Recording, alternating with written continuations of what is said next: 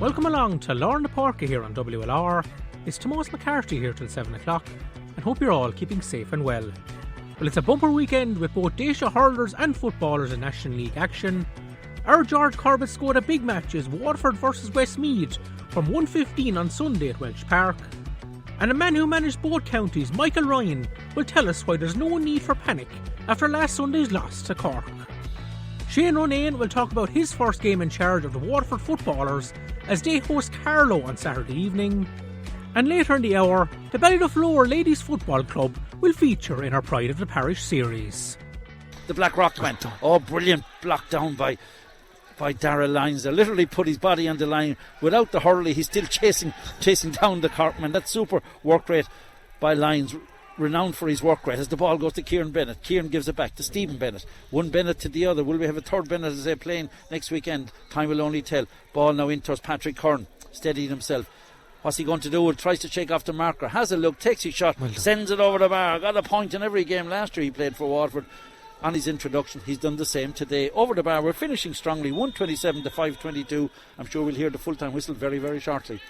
Yeah, excellent last few minutes from Waterford. Look, they're certainly playing to the bitter end now, which is great to see. 74 minutes on the clock. We've had that 4 minutes of additional time. Chance for Horgan, takes the bullet, Nolan saves. Good play by Nolan. Flicked away well inside by the defence, and we did very well there. But a good save by Billy Nolan there. Ended up a good day for him, not a good day for Waterford on the scoreboard. A final score of 522 to 127. Cork win the opening round of the National League here in Páirc Uí Chaoimh. So Waterford will be expected to bounce back from last week's loss to Cork when they welcome Westmeath to Welsh Park on Sunday at 1:30. And there was only one person that could preview this game, a man who has managed both counties in the past. That's Ballinmacarbery's Michael Ryan. And Michael, first of all, Cork had 7 points to spare last Sunday in Páirc Uí Chaoimh. What was the difference between the two teams on the day? The first game of the season, and it's hard to know where you are the first game of the season. And from one of us point of view, I suppose they had a new goalkeeper in.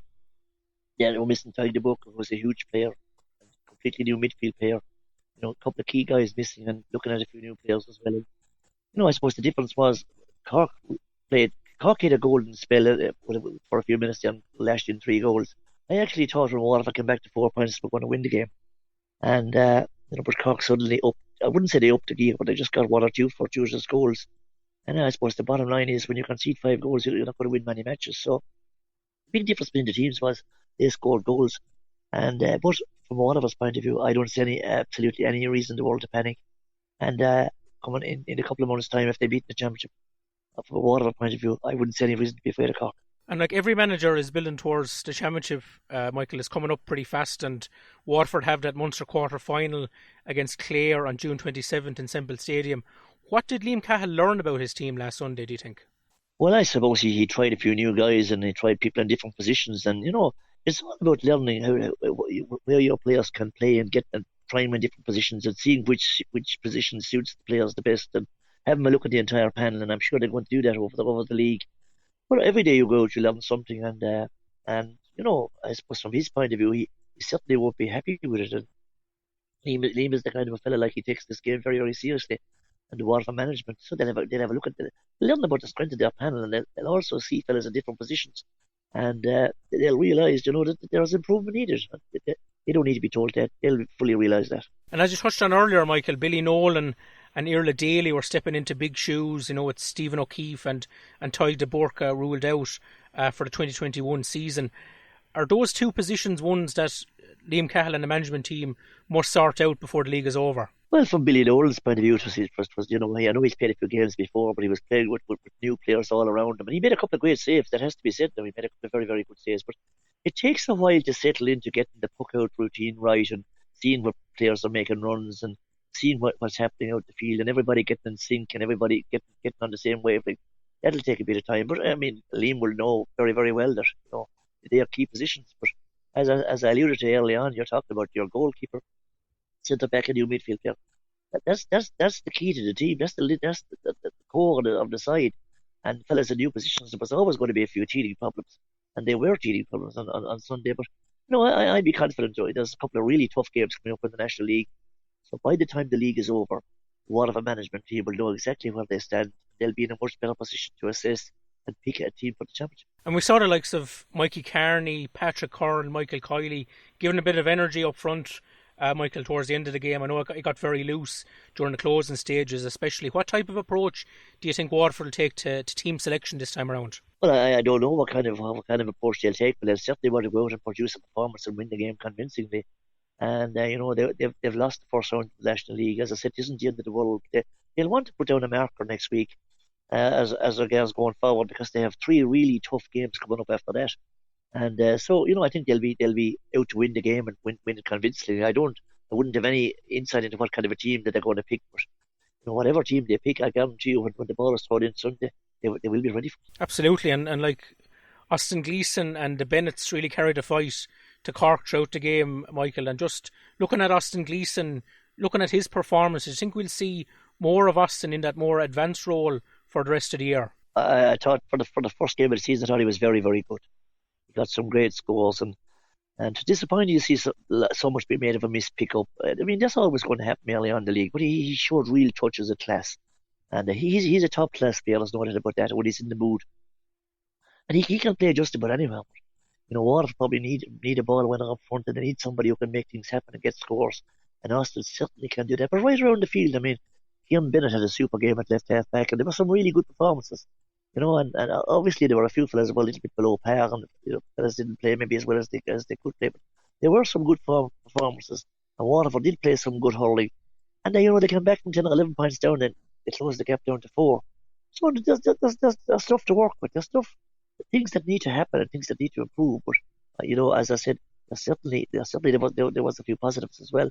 And bringing on players this time of the year is always going to give you something, because fitness is an issue. There's no question about that. And match fitness is bound to be an issue. So a few fresh legs coming in, and they certainly didn't do their chances at the AM. New guys that did come in. For sure. And like looking at another county that you're very familiar with, Michael, Westmeath, they're travelling down to Welsh Park on Sunday after that 5-34 to 116 hammering to Galway and Mullingar last Saturday. As someone who would have been in charge of a lot of those players, how did you feel watching that game last Saturday? Yeah, well, I think they'll be very disappointed. I mean, over the years, in my time, we played some of the big guns, so we never got a hammering. We always held it to a decent score, 6, 7, 8, 9 points. They'll be very disappointed. I did notice, looking at their team sheet, they were short a couple of key players. Angus Slack would be probably Westmeath's best hurler and their centre back.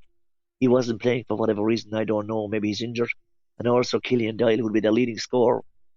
And centre forward, he'd be the guy that makes things happen up front, and he's a really good forward. He was missing as well.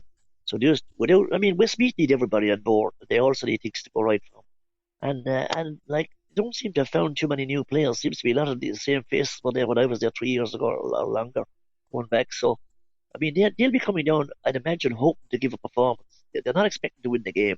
They know that they probably don't have any chance of winning the game. So they'll be hoping to give a performance. And at the end of the day, they're all getting ready for the Joe McDonagh Cup. But they have some tough battles along the way. So they certainly will be. I'm sure they'll try and play it a bit tighter than last week. As I said, they seem to be very loose. Their half back line and the midfield seem to be very much going forward. So they'll be trying to shore up and tighten up and produce a performance. But it's going to be very, very difficult. And from your experience, Michael, what advice would you give to a manager like Shane O'Brien, who has just seen his team take such a big beating last weekend? I don't like giving advice to any managers, because it's a damn difficult job. But if you were asking me, what would I do if I was in that position?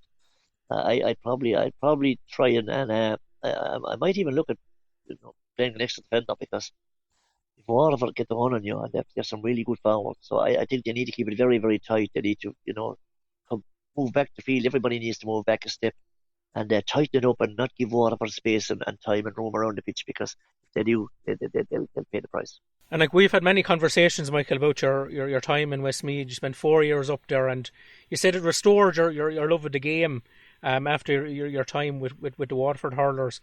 Why does this hold such a special place in your heart? Well, I suppose I got an opportunity to work, but first of all, going to Westmeath, you didn't know what to expect. You didn't. I was actually very pleasantly surprised by their attitude to the game and their love of hurling, and even the smaller clubs up there. They're really genuine GA people. But we got to work with them for 3 or 4 years, and we had some good results along the way, produced some good performances. But they were a dedicated bunch, and they're all counties like Westmeath are always going to be against the odds, and they're always going to be, I wouldn't say struggling, but they're always going to find it difficult. But they put their shoulder to the wheel. They never whinge or moan about anything. They love the hurling. They're a really genuine bunch of lads. Any structures we put in place, they try to implement them, and they bought into what we're trying to do. Really genuine hurling people, and I really enjoyed my time.